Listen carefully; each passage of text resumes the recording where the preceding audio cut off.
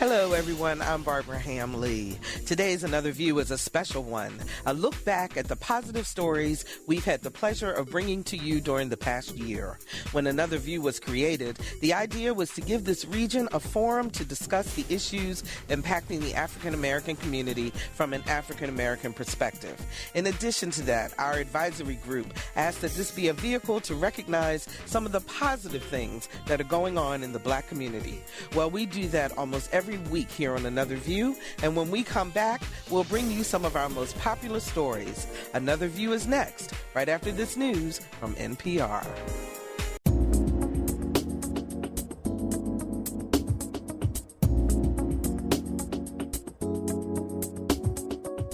Discussing the issues and celebrating the successes of the African American community. This is Another View.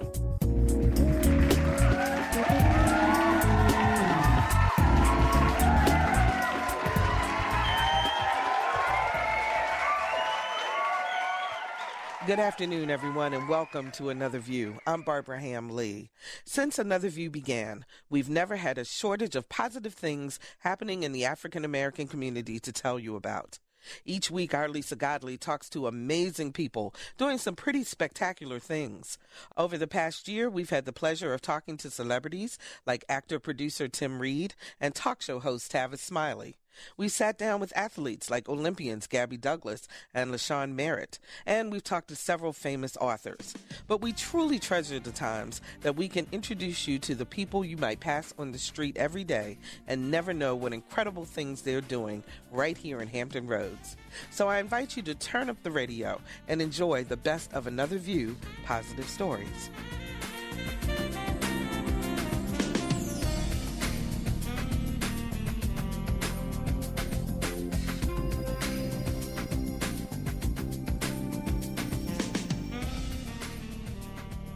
Back in January of 2012, our Lisa Godley sat down with a talented musician as he prepared to celebrate the legacy of Dr. Martin Luther King Jr.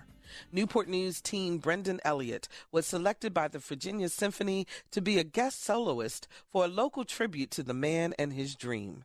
And you're about to hear just why Brendan was a featured violinist at the Songs for a Dreamer concert. For me, just hearing 17-year-old Brendan Elliott warm up produced one word: amazing. And once he actually starts to play, well, you be the judge.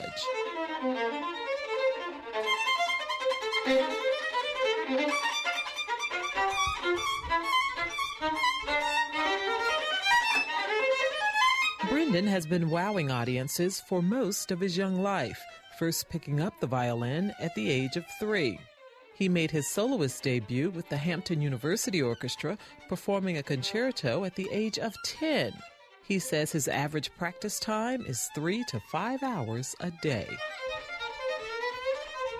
It's all about pursuing your dream, and if you continue to practice, especially when you're younger, you'll develop like really good habits, and it's good for discipline.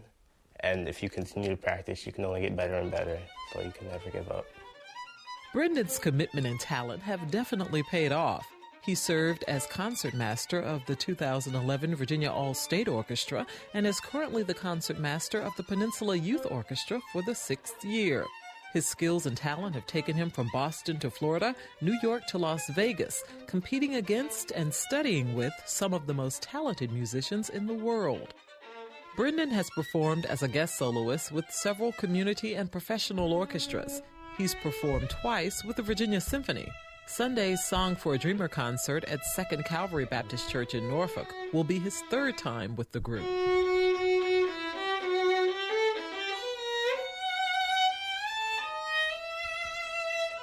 The person who first put the violin in this young master's hands, his mom, Danielle Elliott. I actually consider myself to be a late bloomer because I started at the age of 8 in the public school system. I think I was in the 4th grade. It made me feel so special and so different.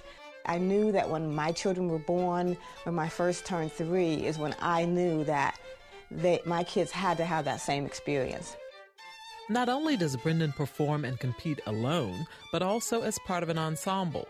He's one-fourth of the Elliott Family String Quartet, which includes his mother, brother, and sister. It's an interesting experience. It's very intimate since they're your family members, and you get to have a little fun. You just joke around, and everybody makes a little bit of mistakes, but you just have a lot of fun. Lots of the time, we're just joking around, and their mom's fussing at us, and we're just, we're just having fun with the music. Danielle says she realizes that sometimes she has to be tough and encourages other parents to stick to their guns when it comes to doing what they believe is best for their children and their children's future. She says her children have amazed her, and she couldn't be prouder. It's unbelievable because I never dreamed that either of my kids would reach the level that they have reached. It was just something I wanted them to do for fun, to have passion. I never reached that level myself. So who would have known that by giving them this discipline that they would go to such heights? And it's just amazing. As for Brendan, when he graduates from Menchville High School in June of this year, he plans to attend one of the country's top music schools, where he'll major in violin performance. We wish him well. For Another View, I'm Lisa Godley. There's never a shortage of people going out of their way to make Hampton Roads a better place to live. Last spring, we introduced you to Dr. Troy Morgan, an optometrist who's doing just that. There are very few who give and feel it and give so that children can succeed in school, like Morgan. He's a role model for me. He's a role model for all of you. At 33, Dr. Troy Morgan is a man with a vision. The Virginia Beach optometrist uses his skills and talent to improve the vision of children in need. Morgan has been coming to career fairs at Norfolk's P.B. Young Elementary for 4 years. Not only does he give free eye exams to the children, but he provides glasses for students who can't afford them. For Morgan, giving back has always been important. He has traveled on medical missions to Ecuador and Jamaica, providing services to people who otherwise would go without. Here in Hampton Roads, he has developed a very unique relationship with students and teachers like Tanya Evans. I called Dr. Morgan one day because I had a concern about a student who was having a vision problem. Mom couldn't afford to take him to the doctor, didn't have the insurance. Called Dr. Morgan, hey, can you help this kid? Dr. Morgan said, sure, bring him over. So I found myself calling Dr. Morgan all the time, hey, can you help this kid? Sure, bring him over. And we even had a young lady who needed polycarbonate lenses, right? And the mom couldn't afford the extra $40 co-payment for the polycarbonate lenses. So Dr. Morgan said, don't worry about it, just come get the glasses. That's why Watchdogs, which stands for Dads of Great Students, recently surprised Dr. Morgan by giving him the Partnership Award for his dedication and involvement with the students at J.P. Young. When I was in high school, when I was going to school and was thinking about going to college, we had to take I believe something called a COPS test, which is determine what your career could be or what are your strong suits.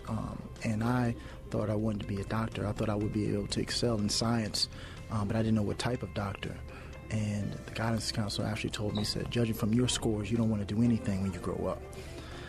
And so I said, well, I was like, wow, I was kind of shocked. I said, I really wanted to go to college or something. And she thought maybe we should talk about trade schools. Morgan credits the support of his family, particularly his father, for helping him achieve his dream of becoming a doctor. Proving his guidance counselor wrong, Morgan went on to attend Virginia Commonwealth University, where he majored in biology and pre-medicine. He achieved academic success on the dean's list. Fast forward 5 years, and his dream of becoming a doctor became a reality when he received his Doctor of Optometry degree from Pennsylvania College. 3 years ago, he opened Morgan Vision Care in Virginia Beach and often shares his story with students from across the community in hopes of encouraging them to never give up on their dreams. Be encouraged, find some type of positive role model. There's someone out here you can reach out. Don't be afraid to ask questions. You can do anything you can put your mind to, and don't quit. You can do anything. Success is yours as long as you don't quit. For Another View, I'm Lisa Godley. Representatives from the Addicts Theater's RISE program were bubbling with excitement after meeting First Lady Michelle Obama and touring the East Wing. RISE is among 12 programs nationwide recognized for effectiveness when it comes to developing life skills in young people. Our Lisa Godley takes us behind the scenes for an up-close look at this Norfolk-based program that's racking up national honors. 1, 2, 3, 4, 5, 6, 7. For about 24 Jaycox Elementary School students, once the school day ends, the dance begins. 3, 2, 1. Everybody stand up and sing together. 5, 6, 7. These 3rd through 6th graders are mastering some snazzy jazz and hip-hop steps that they'll perform to a fast-moving R&B version of The Little Drummer Boy.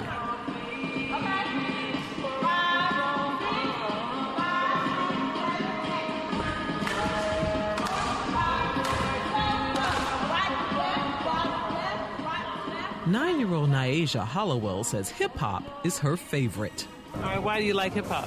Because it brings out all your dance moves and it makes you want to do it and do it over and over again. Their after-school training is part of the Rhythm in Setting Expectations program, or RISE, developed by the Crispus Attucks Cultural Center. RISE makes sure children of all ages are able to participate in the arts, regardless of their ability to pay.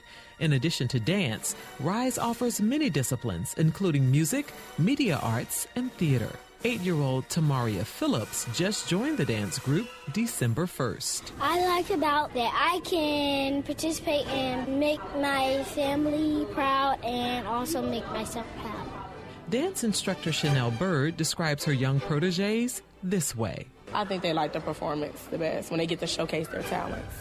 Although she's only been dancing a week, Tamaria already has her sights set on a career in dance. So where would you like to dance? I would like to dance in New York and Italy and Chicago. The executive director of the Crispus Attucks Cultural Center, Gail Easley, says while some RISE students do pursue careers in the arts, many go on to college with other goals in mind. They pursue other avenues, other career paths in medicine and in business or education. So it's a great foundation just to get kids to find their passion and to find that sweet spot that speaks to them and get them on their way to the path of success. That path has been paved with some pretty amazing things. Just ask 14-year-old Tiffany Prigram. Tiffany has been a part of the RISE program for 3 years and is now a teaching assistant with RISE. She recently spent part of her day in the East Wing of the White House with First Lady Michelle Obama. Mrs. Obama presented Tiffany with the 2012 National Arts and Humanities Youth Program Award to recognize the work RISE does for the Hampton Roads community. It was just a great experience. Tiffany says the RISE program has definitely made a difference in her life. When I first came, I was actually really shy, but now, 3 years later, I have the confidence, I made new friends, I have a stronger body. Tiffany says working with the younger kids reminds her of herself. She says they have a lot of questions and she just wants to be a role model. Her advice to any young person interested in pursuing the arts or any path their heart truly desires? If you really want to do it, go for it. Follow your dreams. Dreams that are now coming true for Tiffany and so many others, thanks to RISE. For Another View, I'm Lisa Godley. Tavis Smiley is an award-winning journalist who has come under fire in recent years for his criticism of President Obama. So it was no surprise that politics was a key component in the documentary he calls Stand. Stand was recorded during the summer of 2008 when the PBS talk show host, joined by several close friends, took an eye-opening bus ride through Memphis and Nashville. I brought all my friends together, Dick Gregory and Cornel West and Michael Eric Dyson, B.B. Winans and others. We all came together and got on this bus and spent some time trying to understand what does this moment mean. That moment Tavis Smiley is talking about happened 4 years ago. He calls it a historic crossroads. Barack Obama had just become the first African American to clinch the Democratic nomination for president, while at the same time, the country was commemorating the 40th anniversary of the assassination of Dr. Martin Luther King Jr. Smiley and his friends took a bus ride that would take them to historic places, like the Lorraine Motel, where Dr. King was killed, and Mason Temple, where Dr. King delivered his prophetic mountaintop speech. Well, I don't know what will happen now. We've got some difficult days ahead. But it really doesn't matter with me now, because I've been to the mountaintop. I don't mind. But to be in Mason Temple, standing around the podium, which is still in place, where Dr. King spoke, and sitting there with Dick Gregory and Cornel West and Michael Eric Dyson and so many others. But hearing Dick Gregory, who's a friend of Dr. King, take us back to that night and take us back to that era, it was moving. As long as I live, I will get chills down my spine, goosebumps, hair bumps every time I think about that moment with Dick Gregory and Dr. West and others in that church in Mason Temple. So to spend that kind of time with persons who were there and to be in discourse and dialogue with them was just fundamentally life-changing. And I mean that seriously. It was life-changing and life-altering for me. Those moments are captured in Smiley's documentary titled Stand, currently airing on the Documentary Channel. Smiley says Stand is something that will be of interest to everyone, but he says it carries a special message for young people. Young people, and I was once younger, oftentimes as young people, we tend to think that there is only the after picture. We are living in the present, we are living in the after, and we don't realize that there was a before. And so there was a before. I say all the time that BO doesn't just stand for Barack Obama, it stands for before Obama. I mean, there is history before Obama. He didn't just fall out of the heavens and end up in the White House. He is part of a 400-year journey, a 400-year continuum of how we made it to this place that we celebrate. So I'm glad he's there. I voted for him. I'll vote for him again. Want him to get reelected so he can do more than he's already done. Smiley says one of his biggest concerns since President Obama was elected is that the voices that once spoke out have gone silent. Somebody's got to tell the truth about the suffering of our people and the condition of our people. And we can't give presidents passes because they're black. We have to do what we've always done, and that is to make sure that we are pushing an agenda that is in the best interest of our people. We must never be silent, never be reticent about that. And if these great heroes of the past and sheroes of the past were alive today, they'd be reminding us of that. In Stand, Smiley and his friends not only look at history and politics, but explore different aspects of the black male experience in America. So as part of the American Graduate Let's Make It Happen initiative, I asked Smiley to leave us with words of encouragement for young people, particularly black males who might be considering dropping out. As an African American especially, without an education in life, you are twice defeated. Nothing you will ever do is more important than getting a high-quality education. For so many of us, we do that against all of the odds. But there is no investment that you will ever make more important than the investment you will make in yourself. Get your education. For Another View, I'm Lisa Godley. For the past few summers, Norfolk State University mass communications majors have been learning the ins and outs of the movie industry from a legend. For 3 weeks, they get to work alongside actor-filmmaker Tim Reed. It's all a part of a hands-on workshop that centers on the art of filmmaking. Our Lisa Godley caught up with these future directors, producers, and writers as they hone their skill with one of the industry's best. You're listening to the best of Another View's positive stories. And this is sort of reality training for those who really want to work in this business. We want to get them a touch of reality. Whether you remember him from his days as Venus Flytrap on the hit comedy WKRP in Cincinnati, his Emmy-nominated role as a restaurateur in Frank's Place, or as the adoring dad on the popular WB series Sister, Sister, Tim Reed is no stranger to television audiences. Reed has been a key player in the entertainment industry for more than 3 decades. So whether you're talking to him about acting, producing, or directing, Tim Reed has something to share.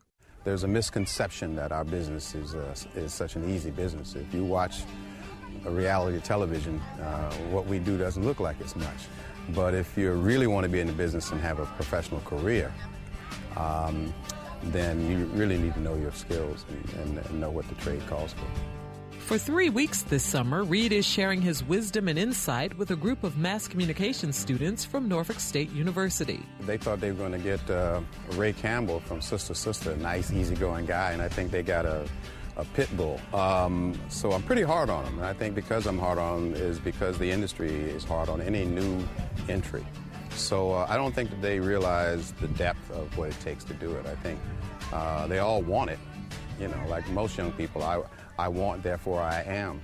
So there is a process that a lot of people like to broad jump. You know, they think YouTube is the way to success. YouTube is just a way to make people who control YouTube very rich. Very few people build careers off of YouTube videos. So what we're trying to get them is give them a base of reality that if you really want to be in this business, this is what it takes to do your job well. We caught up with Reed and his young proteges during week 2 of the program. Shamira Cole is one of 10 students training with Reed. Basically, with the program, he comes in, we do workshops the first week.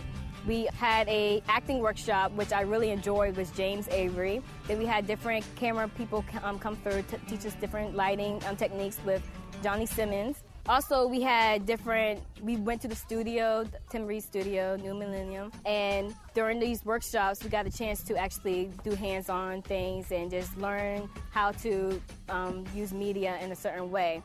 The students were given a script, tasked to enhance it, and then told to shoot a silent film, which Shamira got to direct. We had to basically get the extras. We had to do release forms, so we had to do everything like a big productions. He told us to think big productions like Paramount and Disney.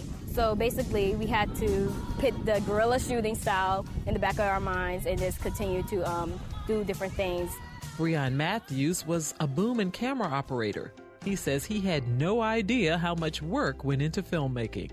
It takes a lot. Just like for the first scene, it was like 15 shots. We had to do it at least, 15 times. So just how hard it is, how much hard work it is to, create just, that one scene. Reed says he understands that there are a lot of young people out there who want to be filmmakers. He says they have to understand that to be successful, it takes a lot of passion, a lot of reading, and a lot of hard work. I would tell most young people, really consider this something you want to dedicate a lot of years to.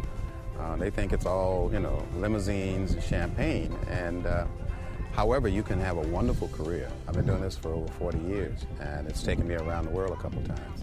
So, but the sweat and the tears and the pain that I put in this business, no one sees. Thank God, they shouldn't.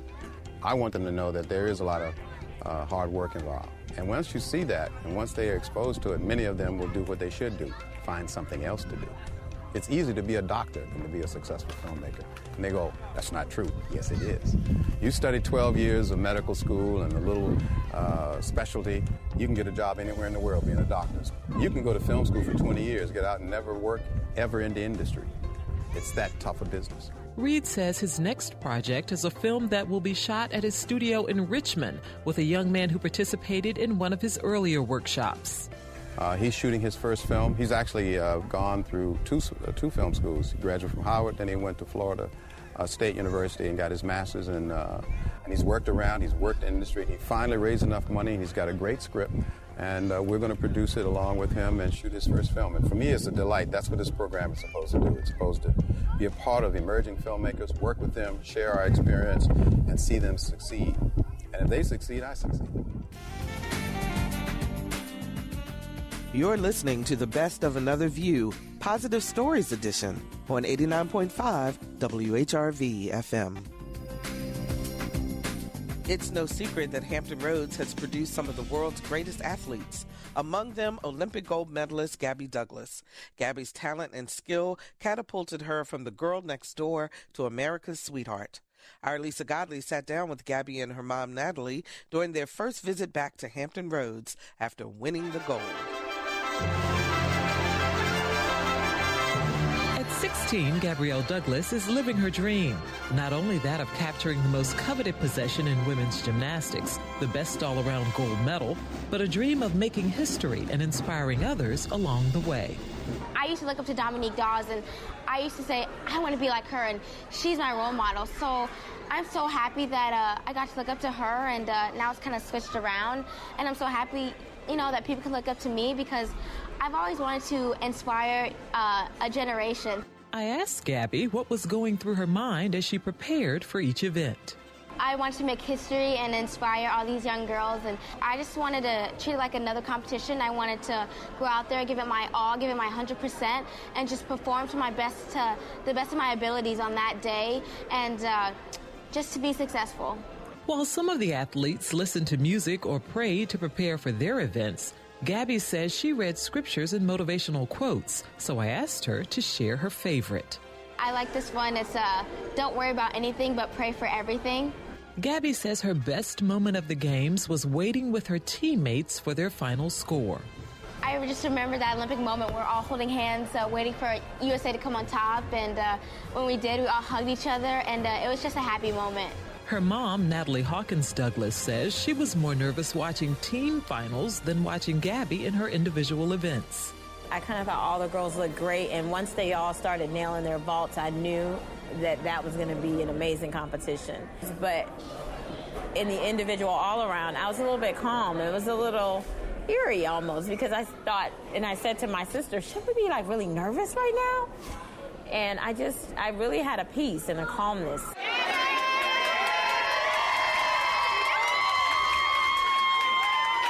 Gabby describes her journey to Olympic gold this way.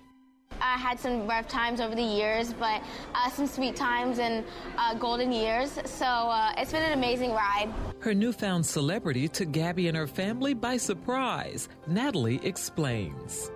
I was not ready for this. I thought I was, but it's so different what you dream about. Reality is so much different, and I like the way she put it, not in a bad way, but in a really good way. When I dreamed about her going to the Olympics, I kind of saw us going out to eat as a family with our friends afterwards, but the reality of it was I got 30 seconds with her after she won the all-around. And I just remember thinking, wow, is this what it's going to be like? And I didn't see her. It was almost 4 days before I saw her again. Even though she's exchanged laughs with First Lady Michelle Obama, done numerous photo shoots, and sat down for a candid conversation with Oprah, the 16-year-old Virginia Beach native remains humble. For Gabby, Hampton Roads is where it all started, and the familiar faces that recently filled a hotel meeting room in Virginia Beach brought a huge smile to the teen's face. I'm so glad that all my family and friends are here, and I'm so glad that you guys watched the Olympics, stayed up night or woke up early to watch it, and man, this is just amazing. This is so fantastic, and you guys are behind me, supporting me, and thank you so much for all your love, support, and prayers, and oh my gosh, it's touching my heart so much.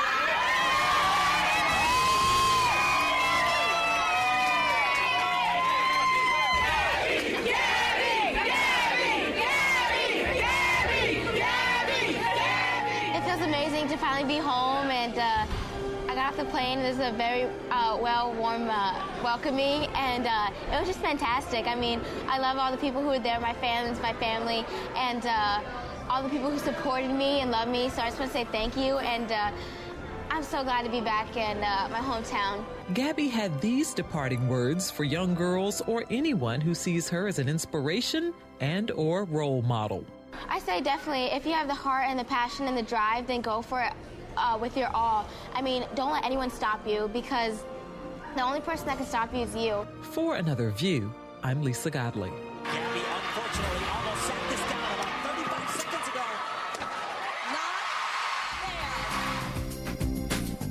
ago. Another outstanding athlete from our region is Portsmouth native LaShawn Merritt.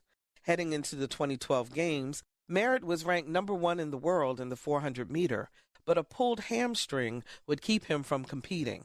Now he's all healed and training for the 2016 games. But when he's not training, he's making a difference in the lives of others. But it's LaShawn Merritt who's putting on the pressure as they come into the final straight.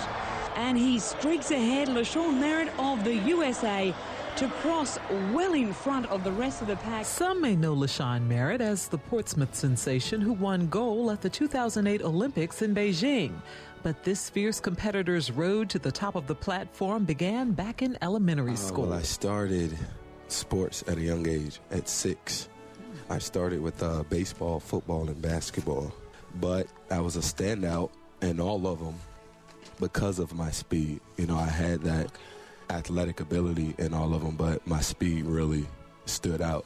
It wasn't until high school that LaShawn realized he was truly a special runner. It was at that time that he discovered his race. My junior year in high school, my track coach told me, real men run the 400. You know, I was just kind of running around. I was doing the sprints, and nobody wanted to do this certain event because it's the worst event on the track, supposedly. I did it, and from that first one, I fell in love. LaShawn knew that his speed on the track was only half of what he needed to succeed. Having a mother who works in the school system, he was very well aware of the role that education would play in his success. In school, it's a lot of things you may learn that you're not even going to use, you know, but the whole point of it is just stressing and working your brain. It was fortunate for me that I went into a career that I am in now, that they didn't really ask for a diploma, you know, but I had to have it. You know, it's conducting interviews, it's standing in front of corporate people, knowing to how to write, how to read. You know, that's just high school. You haven't even taken it to college yet, but it's very important. Sean also shared with Another View how he ended up going into area schools and talking to the students. This whole year I was training in Florida, so I was back and forth here. But when I got here, I just noticed driving around and going to stores, just the imbalance in this generation. I called my PR and told them, look, can you set up, call some different schools and just tell them I'm coming in. And I went in and just wanted to be a motivation. And wasn't really a speech. Every crowd got something different. It was just what was going on in the room, just from the heart, straight from somebody who sat in the same class, in the same gym that you sat in, and just giving you what I've been through. His advice to young athletes eager to wear his track shoes? And whatever you want to do as far as sports, do it. Believe that you can get it done. It starts with self-belief. You know, if you believe it, you draw in people who believe you can get it done as well. And the people who don't think you can get it done, they don't need to be a part of your team. You know, so first believe in yourself and know that hard work pays off. So my whole deal is work hard and let my hard work be my confidence when I line up. I don't want to train. I hate training. You know, it hurts. It's literally times in training where I can't stand up and take 4 consecutive steps because I've built so much lactic acid up. But you know, it's times when I line up, I think about, look, I done did this, that, this, and that, and that's my confidence. So now it's just show up and show out time. Opens a big lead. LaShawn Merritt. I'm Lisa Godley.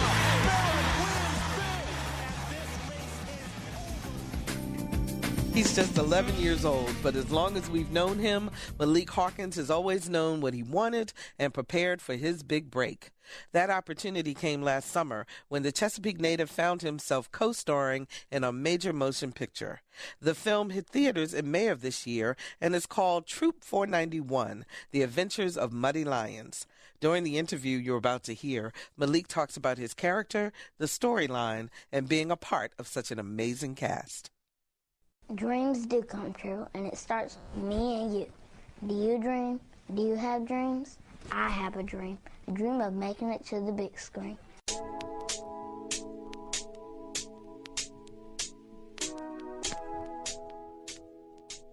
That was Malik Hawkins 3 years ago, sharing his dreams with an Another View television crew. He was just 7 years old at the time and already quite focused on his acting career. Even then, Malik was no stranger to the camera, appearing in countless magazine and newspaper ads, television commercials, and plays. He played the son of a single mom in the film Sure Looks Good, which went straight to DVD. Where are you going? Mommy's going out with a couple of her friends. But I want to stay with you. Now, at the ripe old age of 10, Malik's dream of making it to the big screen is about to be realized in the film The Adventures of the Muddy Lions.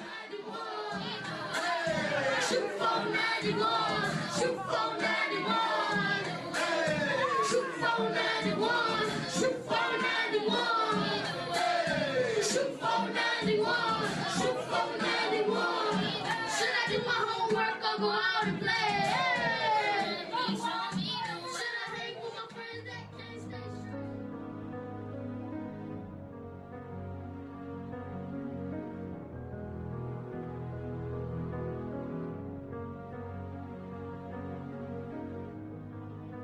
Now tell me a little bit about the storyline in this film. What's it all about?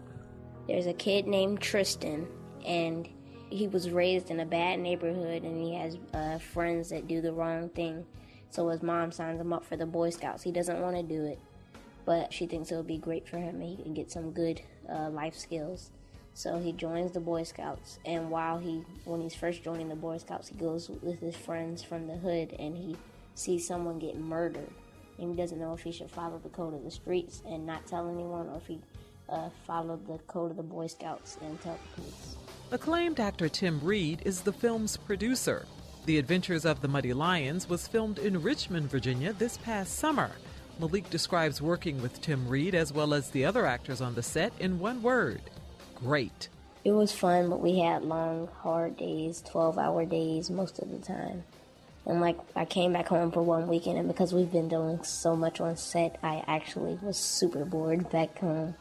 Tell me a little bit about your character. Now, you have a co-starring role in this movie. I am the main character, one of the main character's best friends on the good side. Well, he has bad friends and good friends, so I'm one of his good friends. We're in the same patrol group in Troop 491 called the Muddy Lions. We come up with that name because one day we sneak off because we don't want to eat breakfast because they can't cook. And so we sneak off and we end up falling in some mud. The crew made fake mud, and we got to film in the mud.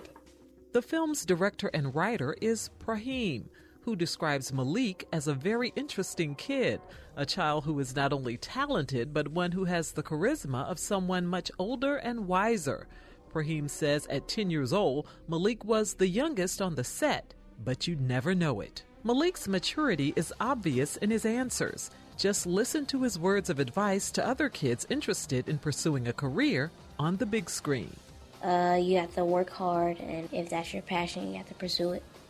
The Adventures of the Muddy Lions is currently in editing and will be for several months, but should hit theaters in 2013. Prahim says he wants it shown in as many theaters as possible nationally, and then he wants to take it overseas, possibly Africa, since the film focuses on Black youth. You're listening to the best of Another View's positive stories.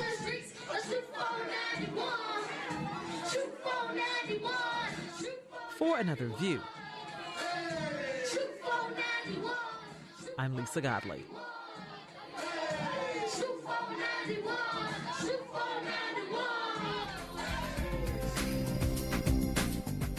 Growing up, John Coltrane's life was filled with music, but the talented saxophone player also faced hard times, sad times, and dark times. Coltrane's amazing journey is beautifully told and brilliantly illustrated in Gary Golio's latest work, a children's book titled Spirit Seeker, John Coltrane's Musical Journey.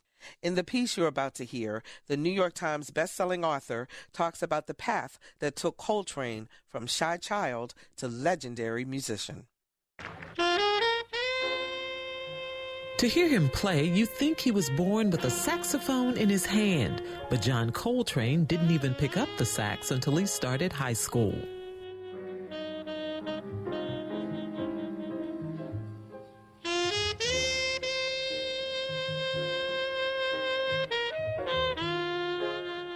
It was a match made in heaven. He loved everything about it, from the clicking of the keys to the way the mouthpiece felt in his teeth.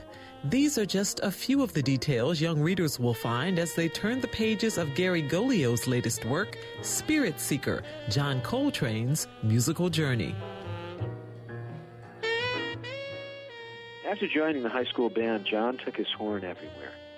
Music made him happy, and it seemed like what he was meant to do with his life. As he practiced for hours in the music room, his clear, warm notes floated through the school. Shy and quiet, he let the horn become his voice.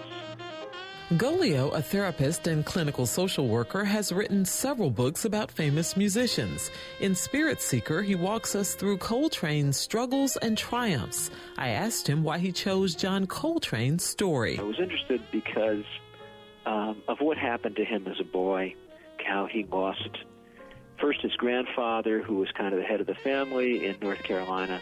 This was at Christmas time. And he lost his father a week later. And then, a few months later, he lost his grandmother. And then within another year, he lost his uncle. And similar things kind of happened to me when I was about his age that changed my life.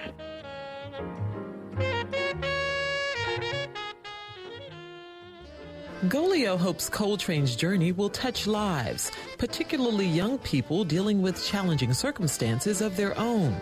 Coltrane used alcohol as a teen to cope with the pain of loss and loneliness, and later in life, drugs. One of the reasons I guess I write these books is because I feel like, and the reason I love working with teenagers is because they're still willing to change, and they're still capable of hearing you and listening to something that makes them want to change. The beautiful illustrations by Rudy Gutierrez draws readers into Spirit Seeker as Golio guides us through Coltrane's journey, working with greats like Dizzy Gillespie and Miles Davis, only to lose one job after another because of his addiction. Still, the sadness he'd known for years hung over him dark and heavy, like an overcoat he couldn't take off.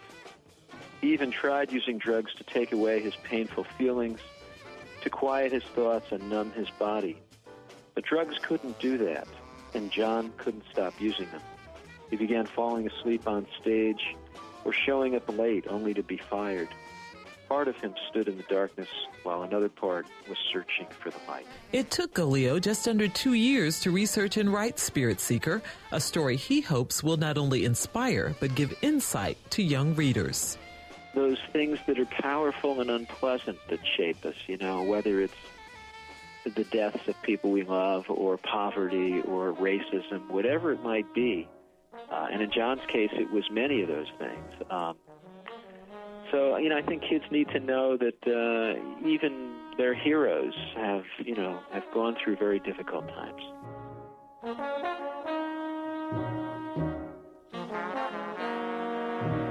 For Another View, I'm Lisa Godley. They took America by storm in the 1980s. Now the Grammy Award-winning a cappella singing group Take Six is celebrating 25 years in the music business. In September of 2012, Lisa Godley spoke to the group's founder, Claude McKnight, about their longevity, their musical flexibility, and performing with the Virginia Symphony. There's a new sun rising. I can see a new rising. You will keep me realizing.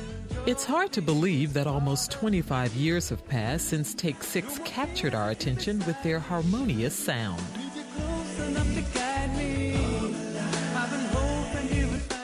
Over the years, they've recorded 10 albums, netted 10 Grammys, and performed with music legends like Ella Fitzgerald, Quincy Jones, and Stevie Wonder.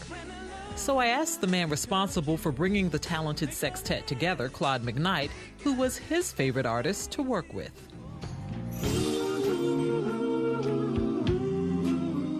I would have to say the many times that we've worked with Stevie Wonder, each time is better. It's different and better than the last.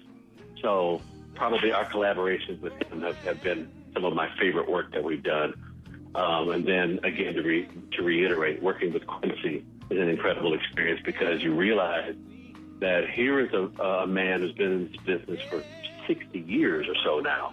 And he's worked with everyone from, the old classic jazz artists up to today's hip hop artists. So, and he's the kind of guy and the kind of producer that allows the best to come out of you.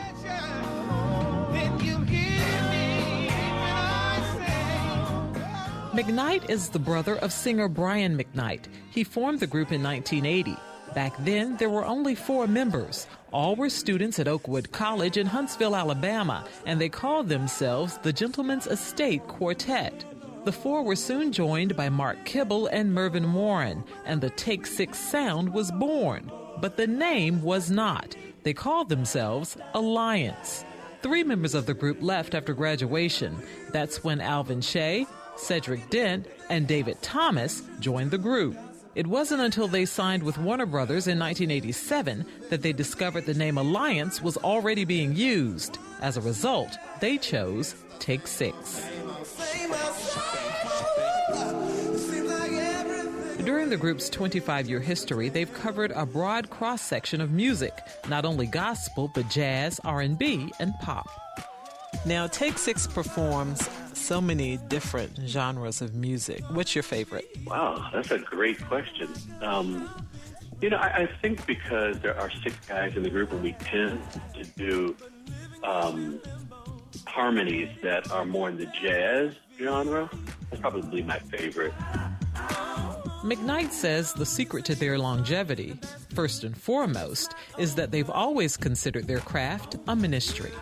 So no matter what genre of music we dabble in, it's always been something that, from a spiritual standpoint, has been bigger than us. So we try to stay out of the way as far as that's concerned.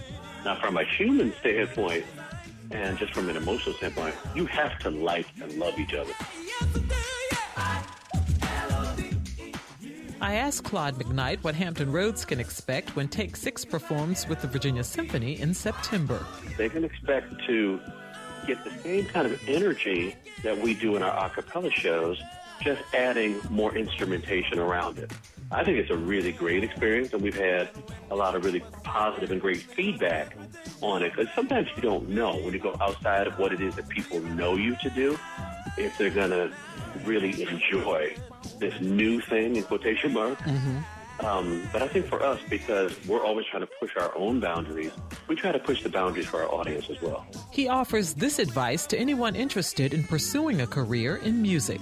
Don't do it because you want to make money. Don't do it because you want to make hits, because you want to be popular or whatever it is.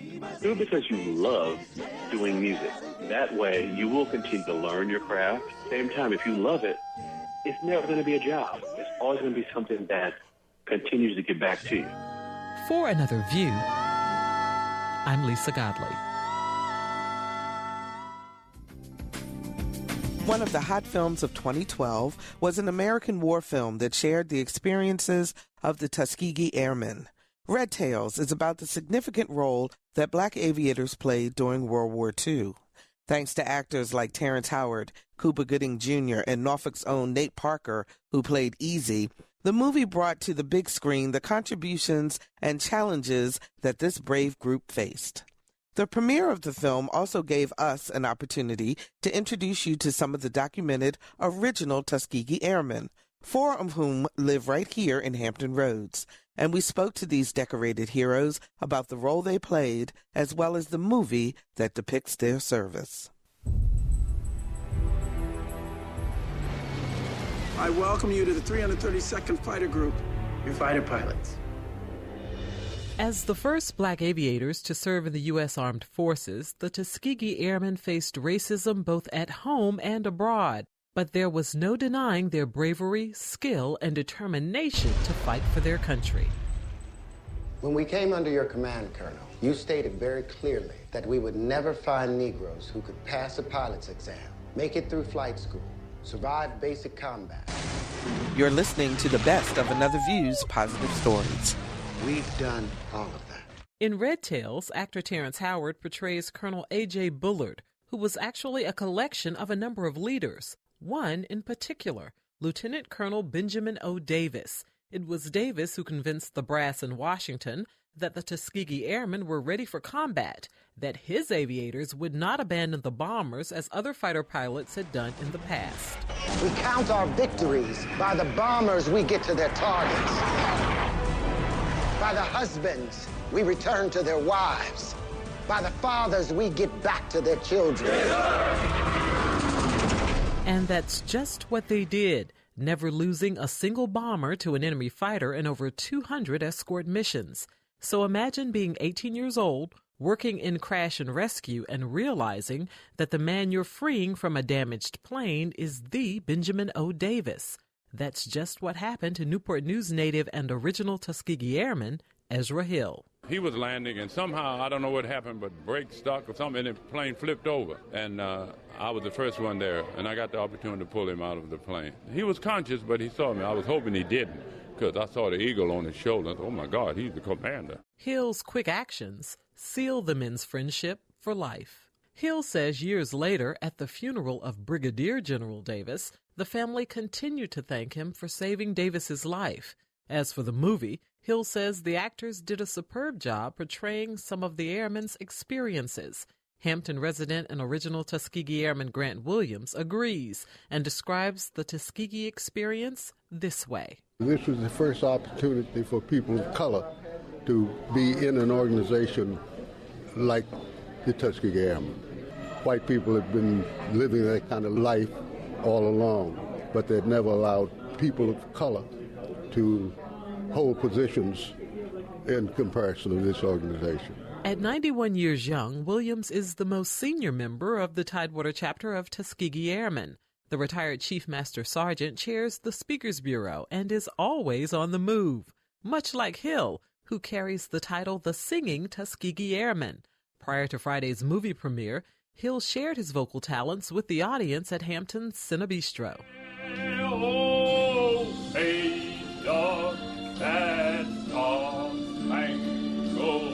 Banner yet wave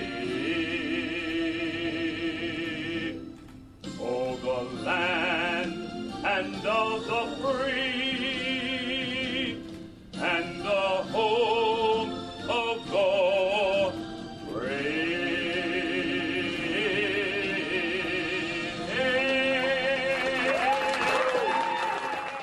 As many as 19,000 people fall under the umbrella of documented original Tuskegee Airmen.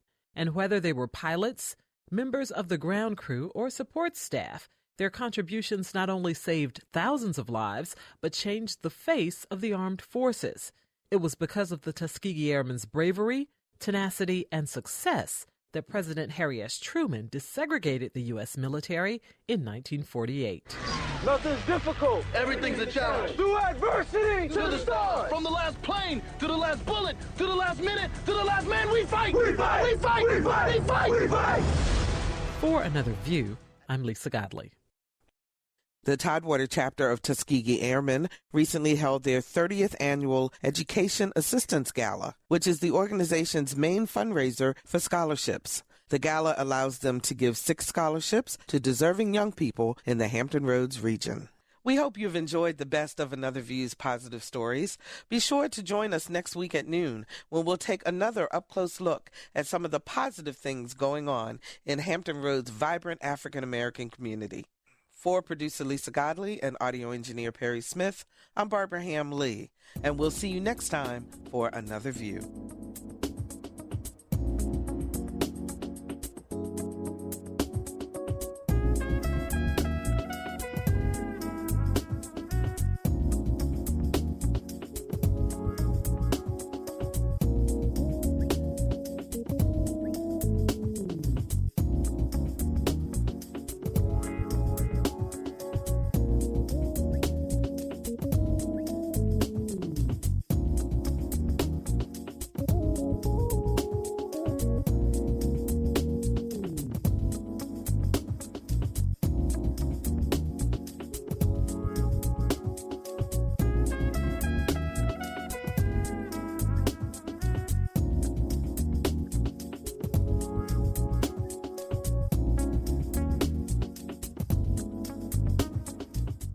This program is part of American Graduate. Let's Make It Happen, a public media initiative to increase high school graduation rates, made possible by the Corporation for Public Broadcasting.